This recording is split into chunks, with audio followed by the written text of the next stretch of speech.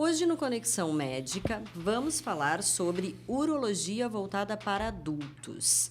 Uma especialidade que cuida da saúde de trato urinário, bexiga, rins, próstata e também da saúde íntima masculina. Estamos aqui com o professor Dr. Tiago Rosito, urologista, chefe do Serviço de Urologia do Hospital de Clínicas de Porto Alegre, referência nacional e internacional em cirurgias reconstrutivas e robóticas. Ampla experiência na cirurgia, tanto robótica como videolaparoscópica, o Tiago trata dessas condições mais comuns, como cálculos renais e infecções urinárias, até problemas mais complexos, como estenose de uretra e reconstruções genitais. Hoje vamos entender melhor quais são as principais doenças urológicas. Hoje vamos entender melhor quais são as principais doenças urológicas que afetam os adultos e como podemos preveni-las ou tratá-las de forma eficaz. Tudo bom, Tiago? Tudo bem, Cláudio? Prazer estar aqui de novo. Tudo jóia. Vamos lá. Tiago, quais são as condições mais comuns que levam adultos a procurar um urologista? Bom, o urologista ele é conhecido como médico da próstata, né? Então, assim, obviamente, no psicológico popular, a próstata e o urologista são sinônimos. Todo homem tem próstata, toda próstata em algum momento da vida vai nos atrapalhar. Então, assim, não existe homem que já tenha pisado sobre a terra que não tenha sido, de alguma forma, atrapalhado pela sua próstata. Então, a gente vai ter a hiperplasia prostática benigna, que é o crescimento da próstata. A gente vai ter o câncer de próstata, que vai afetar de 1 a cada 6, 1 a cada 8 homens durante a sua vida. E que são eminentemente fáceis de tratar, fáceis de curar, desde que a gente diagnostique precocemente.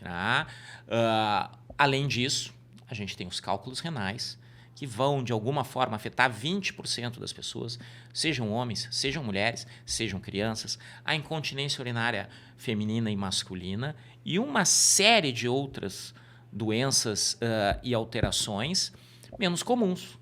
Então, todas as doenças urológicas pediátricas, todas as alterações congênitas, ou seja, malformações. O trato urinário ele é muito pródigo em malformações. Então, a gente pode ter malformação de nascença peniana, genital, de bexiga, de rim, de ureter. Talvez seja a especialidade que mais lida com malformações anatômicas.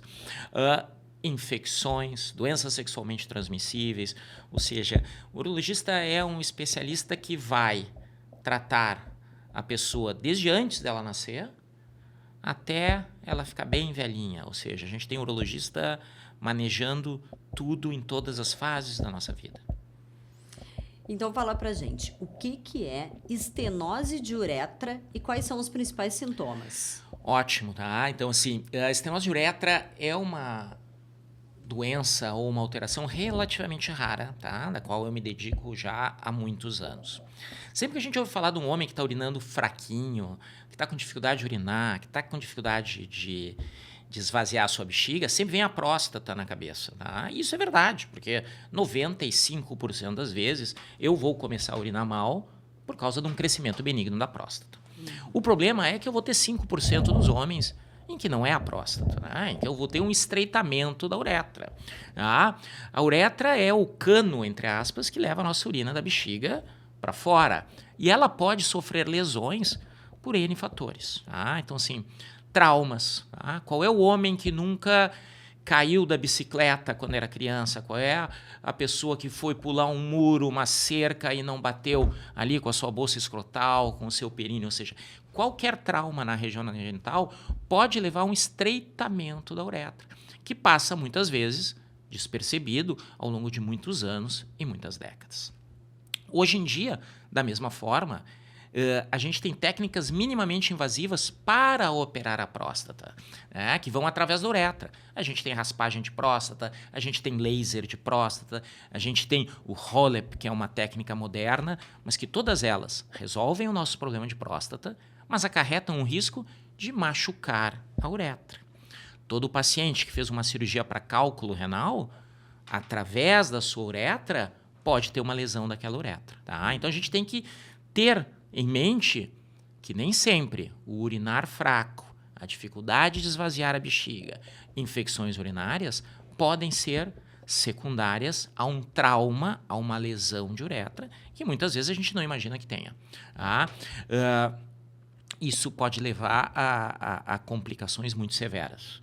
Infecções urinárias, perda de função renal, perda de função da bexiga, ou seja, a gente tem que estar atento que isso também existe. O tratamento da estenose de uretra, ele é complexo. São cirurgias reconstrutivas, onde a gente mistura técnicas de cirurgia plástica com reconstrução, onde, em geral, eu vou ter que usar enxertos de dentro da boca. A gente usa o tecido da bochecha, do lábio, atrás da orelha, para tentar reconstruir a nossa uretra. São procedimentos complexos, de alta especialização e que a gente tem que saber quando e onde fazer. E quais são as causas mais frequentes? Bom, tu falaste, as causas mais frequentes dessa condição pode ter sido até um trauma de infância, né? A causa mais frequente é a idiopática, ou seja, a que eu não sei a causa. Tá? Por quê? Porque muitas vezes esses traumas são na infância. Tu nem lembra, ali naquele momento não te causou mal nenhum. Ele vai te atrapalhar anos depois. Olha só. Outro fator etiológico que pode causar são as doenças sexualmente transmissíveis, né? Então, clamídia, gonorreia, qualquer infecção que afete a minha uretra pode levar a uma lesão daquele tecido. Então, raramente a estenose de uretra é uma suspeita. Tá? Mesmo médicos urologistas, muitas vezes, não pensam nessa hipótese, tá? Mas ela existe, ela é relativamente comum em algumas situações, e o tratamento dela é complexo, tá? E nem todo médico urologista, em geral, está treinado para isso. Então, assim, eu falando para urologistas, para estudantes e para pacientes, a gente tem que ter a estenose de uretra como uma hipótese diagnóstica em todo homem que está com dificuldade de urinar, independente da idade. Pode ser uma criança, pode ser um adolescente, um adulto jovem, um homem mais velho. Que interessante isso que tu falaste. Realmente, né? É idiopático, porque a gente nem lembra o que aconteceu com a gente na infância, né? E me fala uma coisa, e quando que a cirurgia é necessária para tratar a estenose? A estenose sempre vai ter um tratamento cirúrgico, tá?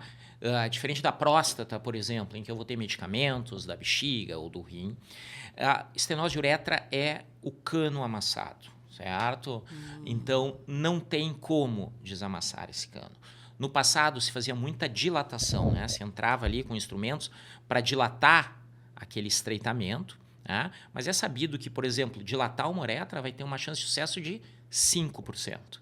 Ou seja, não funciona, não deve ser realizado. Tá? O tratamento padrão ouro para isso é a uretroplastia. É a reconstrução da uretra, em geral, com enxertos. Tá?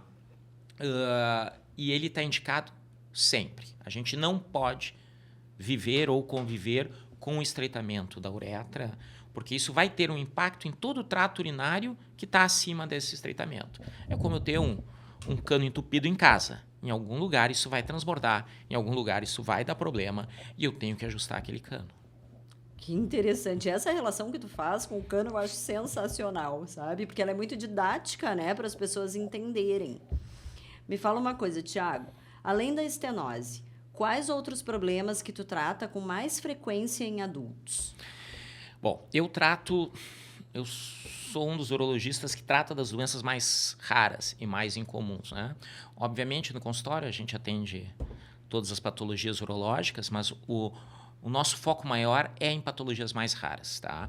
Seja as estenoses de uretra, sejam as estenoses e estreitamentos de outras partes do trato urinário. Existem, por exemplo, é muito comum hoje a gente fazer tratamento para cálculo renal por microcâmeras que entram através do sistema urinário. Isso pode levar a lesões desse sistema. Então, muitas vezes, a gente tem que reconstruir o ureter, que é o canal que leva a urina do rim até a bexiga. São cirurgias complexas que hoje em dia a gente tem utilizado a plataforma robótica para realizar. as cirurgias para cálculo renal elas são extremamente comuns, tá? Com complicações baixas. Mas se faz tanta cirurgia renal que tu vai encontrar uma série de pacientes que estão perdidos por aí que têm lesões secundárias a esses procedimentos. Outro fator importante são as doenças congênitas, né? A gente tem que lembrar que existem uma série de patologias da infância que são corrigidas na infância, mas que vão levar impacto na vida ao longo de toda a vida, né? Ou seja, pacientes que nascem com malformações de bexiga, com malformações genitais, com malformações da uretra e do pênis, isso vai ter um impacto na sua vida sexual, na sua saúde urinária. E é basicamente tudo que está relacionado à reconstrução e readaptações anatômicas e funcionais do trato urinário, seja do rim, do ureter, da bexiga, uretra e da genitália masculina em geral, é o foco da nossa ação, tanto em consultório privado, quanto na Faculdade de Medicina, no Hospital de Clínicas e em todos os estudos científicos que a gente faz e participa. E fala uma coisa, existe relação entre hábito de vida e doença urológica? Sem dúvida nenhuma, né? Então, por exemplo, se eu tenho uma vida sexual muito desregrada, eu estou em risco de doenças sexualmente transmissíveis que vão levar a um impacto importante, não só do ponto de vista infeccioso, mas, como eu falei, pode levar a lesões de uretra, de bexiga, de rim. Tá? Da mesma maneira, se eu sou um paciente já com um risco aumentado para cálculo renal, e eu tenho uma dieta desregrada, rica em sódio, rica em carne vermelha, vai aumentar o meu risco de ter cálculos urinários, né? Aumenta muito o risco de eu vir a ter que realizar procedimentos cirúrgicos ou até perder um rim por causa disso. Se eu sou um paciente diabético, hipertenso, desregrado, a chance de eu evoluir para uma insuficiência renal e ter que necessitar de um transplante de rim é imensa. Ou seja, basicamente tudo que a gente faz no nosso dia a dia vai ter um impacto também na nossa saúde urológica. Na mulher, se eu tive muitos filhos, se eu tive partos difíceis, se eu tive uma gestação mais complicada, eu vou ter um impacto direto sobre a anatomia do períneo, sobre a incontinência urinária, sobre a cistocele, que é a bexiga caída, e que de alguma forma também vai impactar a qualidade de vida e que é tratado por médicos urologistas, né? Por cirurgiões urologistas. Então, basicamente tudo que a gente faça de alguma forma, coloca em risco a nossa saúde urológica. Sim. E como que tu aborda os casos de disfunção erétil e quais são as opções de tratamento? A disfunção erétil, ela é muito prevalente, ou seja, todos nós, em algum momento da vida, vamos começar a ter algum grau de dificuldade. Tá? Então, isso é comum, certo? Eu vou ter disfunções sexuais que vão afetar adolescentes, homens jovens, homens de meia idade e homens mais velhos. Tá? No passado, a gente tinha uma capacidade de tratamento muito restrita. Se eu voltar aí 30, 40 anos no tempo, todos os tratamentos para disfunção erétil eram muito invasivos. Né? A gente usava drogas injetáveis intracavernosas no pênis ou logo tinha que se ir para uma prótese peniana. Hoje em dia, a gente tem uma série de intervenções farmacológicas que podem melhorar em muito a nossa função sexual, tanto do ponto de vista de ereção, quanto do ponto de vista de ejaculação, quanto do ponto de vista de libido. Tá? Ao mesmo tempo, existe um cuidado maior com a saúde em geral, o que faz com que os homens preservem a sua saúde e que vão ter, de alguma forma, essas dificuldades sexuais mais tarde na vida. Hoje em dia se fuma muito menos do que no passado. Tá? E o cigarro, o tabagismo, talvez seja, junto com a diabetes, o principal fator de risco para disfunção erétil. Então, assim, não fumando, não tendo diabetes, a chance de que tu vá ter que precisar, em algum momento, fazer um procedimento como uma prótese peniana é mínimo. Tá? Mas é importante saber que a gente só fica sem uma vida sexual plena hoje em dia se esse for o nosso desejo, né? Porque a gente pode, mesmo numa idade mais avançada, com as técnicas farmacológicas e cirúrgicas que se tem hoje, de ter uma vida sexual plena. Né? E quais situações a prótese peniana pode ser indicada? Eu lembro, assim, eu trabalhei um período da indústria farmacêutica com medicamento para disfunção erétil, né? E foi muito bem-vinda a chegada dos fármacos, porque os homens tinham muito medo, mas o medo não era maior, o medo só não era maior da prótese peniana do que o da impotência. Tanto que a chegada da robótica, Tiago, ela trouxe muito isso, né? A robótica, ela chegou com muita força na urologia, né? Então, fala um pouco pra gente sobre isso. Uma das principais causas de disfunção erétil iatrogênica, ou seja, causada por um tratamento, é a prostatectomia radical, né? A cirurgia para retirada da próstata. Por quê? Porque toda a inervação da nossa ereção, ela corre ao redor da próstata. Então, assim, é impossível não manipular esses nervos quando está se fazendo uma ressecção de próstata. A cirurgia robótica, obviamente, por ser menos invasiva e por tu teres como cirurgião uma visão melhor do campo cirúrgico, tu acaba conseguindo preservar esses nervos de uma maneira mais adequada. E é por isso que os estudos têm demonstrado uma tendência a que pacientes submetidos à prostatectomia robótica tenham menos disfunção erétil e tenham menos incontinência e disfunção urinária. Mas é uma cirurgia muito comum, ou seja, eu vou ter uma porcentagem não desprezível desses pacientes que vão ter dificuldade sexual, tá? Então, a prótese peniana, tá? Tu vai ter que vir um pouquinho mais para frente. A prótese, tá meio deitado na cadeira. A prótese peniana, ela é o último degrau do tratamento da disfunção erétil, tá? Então, assim, primeiro degrau, drogas farmacológicas. Segundo degrau, medicamentos injetáveis intracavernosos. E naqueles pacientes em que não houver uma resposta adequada, a gente tem a prótese peniana, tá? Existem muitos pacientes que procuram a prótese, e eu, como faço reconstrução genital, eu sou mais procurado por a questão funcional e estética da genitália do que pela disfunção propriamente dita. Existem pacientes que vêm com a fantasia de que a colocação de uma prótese peniana, por exemplo, vai aumentar o tamanho do pênis. Isso não é verdade, tá? A prótese peniana, ela é uma boa saída, mas ela é muito pior, independente da técnica utilizada. Seja uma prótese semirrígida, seja uma prótese inflável, ela é sempre muito pior que a nossa ereção natural. Por isso que ela não deve ser realizada em pacientes que têm ereção. Ela não deve ser realizada em pacientes que respondem aos medicamentos. Ela deve ser realizada naqueles pacientes em que todos os outros tratamentos já falharam. O problema da prótese, eu sempre faço essa analogia com os pacientes, é com a prótese de mama, né? Então, assim, se tem a impressão que a mulher vai botar uma prótese de mama, e fica melhor, fica mais bonito, fica maior, fica diferente. E o homem tem a conexão, muitas vezes, a fantasia de que a prótese peniana é como a prótese de mama na mulher. E eu brinco que não é. A prótese peniana ela é como uma prótese de perna. Eu sofri um acidente, eu perdi a perna, eu estou numa cadeira de rodas e eu não consigo caminhar. Eu vou colocar uma perna mecânica, moderna, funcional, mas eu não vou correr como eu corria antes. Eu não vou driblar no jogo de futebol como eu driblava antes, tá? E a prótese peniana, ela é muito mais semelhante à prótese de membro do que da prótese de mama. Então, assim, é muito, muito melhor eu ter uma prótese peniana do que, provavelmente, eu não ter uma vida sexual, tá?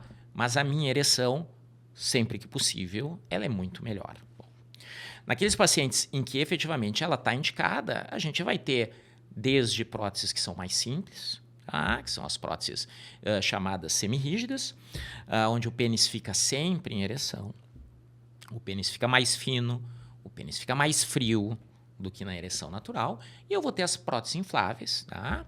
Que eu não diria que são mais modernas, porque elas estão aí há mais de 3 décadas, né?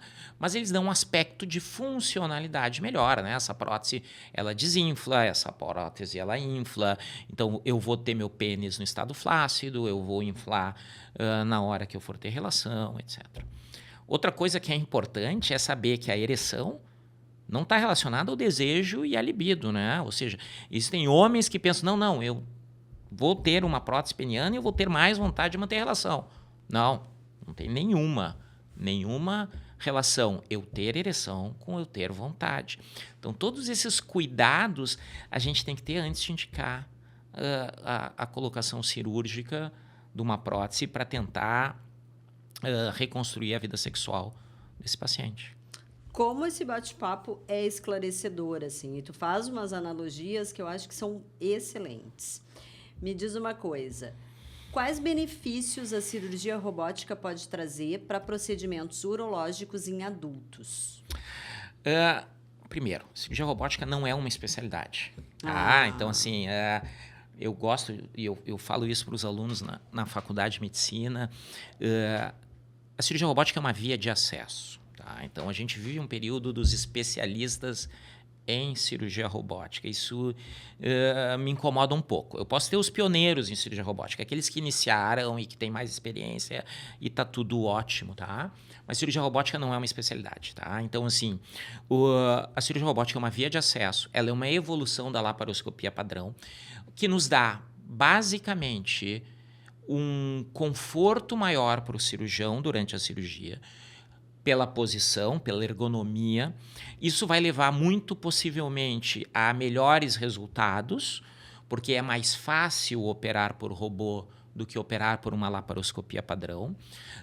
Consequentemente, a curva de aprendizado ela é menor do que era na laparoscopia padrão. Isso vai refletir lá na frente em resultados melhores para os nossos pacientes. E ela pode ser utilizada basicamente em qualquer cirurgia que antes a gente fazia de forma tradicional, seja a cirurgia aberta, tá, por laparotomias, seja a cirurgia laparoscópica.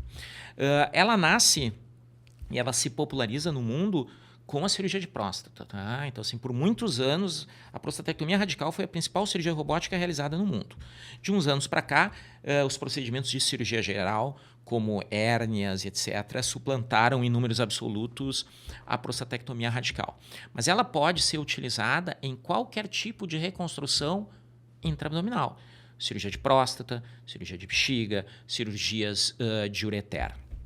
Eu, basicamente, as utilizo em cirurgias reconstrutivas, que são parte do meu dia a dia, que obviamente são menos comuns do que o câncer de próstata, mas a gente utiliza para reconstrução de ureter, para reconstrução de bexiga, para ajustar malformações de nascimento. Ela vem para facilitar, basicamente, a vida do cirurgião e os resultados do paciente. Que é uma coisa muito boa, né? Que cuidados preventivos todo adulto deveria adotar para manter a saúde urológica em dia? Todo o trato urológico, ele faz parte, obviamente, do organismo como um todo. Então, a gente mantendo uma vida regrada, uma dieta adequada, uma ingestão de líquido boa, coisas que vão prevenir o aparecimento de cálculos renais, a gente fazer exercício físico, manter o peso, manter a musculatura, que vai diminuir nosso risco de diabetes, de outras complicações. Tá? E do homem, basicamente, os cuidados em relação ao diagnóstico precoce do câncer de próstata. Não existe prevenção do câncer de próstata, né? A gente ouve, vamos fazer uma campanha de prevenção do câncer de próstata. O cara entrar todos os anos no consultório do Thiago e dar de cara comigo não vai prevenir o câncer de próstata dele, né? Sim. O que a gente tem em câncer de próstata é diagnóstico precoce. O câncer de próstata, para nossa sorte, ele é muito lento, tá? Ele leva muitos meses e anos para se desenvolver, para se espalhar, para nos matar. Tá? Isso nos dá tempo, que se a gente for no urologista uma vez por ano, uma vez a cada 2 anos, a chance que a gente venha a falecer de um câncer de próstata é praticamente zero. Por quê? Porque se eu diagnostico precocemente, eu vou operar e eu vou curar esse paciente. Da mesma forma, saindo do câncer de próstata, se eu for falar de pacientes que têm infecções urinárias de repetição, ele deve procurar um urologista. Se eu tenho pacientes com litíase de repetição, eu tenho que procurar um urologista. Se eu tive lá na minha infância alguma doença urológica em que eu fui operado, eu fui um homem que operou hipospádia, que é uma malformação de uretra quando eu era criança, eu tenho que acompanhar com o urologista. Se eu tenho uma bexiga neurogênica, eu tenho que acompanhar com o urologista. Ou seja, os sintomas de cronicidade, de doença urológica, muitas vezes eles são tardios. Seja de perda da função do rim, seja de perda da função da bexiga, seja de perda da função sexual. Ou seja, é interessante que a gente se acostume desde a infância e da adolescência, a procurar um urologista. A gente não precisa ir com a mesma frequência que vão as mulheres no ginecologista, tá? Mas é interessante que todo pai, toda mãe leve o seu filho, menino, no urologista antes da puberdade, que acompanhe durante a puberdade, né? Existem algumas alterações que aparecem ali na adolescência, por exemplo, a varicocele, que são varizes testiculares, que são extremamente comuns e que é a principal causa de infertilidade masculina, que a gente pode detectar muito cedo, pode prevenir uma infertilidade, né? A gente vive uma época em que a gente vai pensar em ter filho aos 35, 40 anos, e muitas vezes eu tenho uma varicocele, que são essas varizes no testículo, que estão fazendo lesão na minha fertilidade desde os 15 anos, né? Antigamente isso não tinha um impacto tão grande, porque a gente tinha filho aos 20, hoje a gente tem aos 40. Iria ser uma parcela aí dessa epidemia de dificuldade de ser pai e mãe que a gente tem hoje em dia.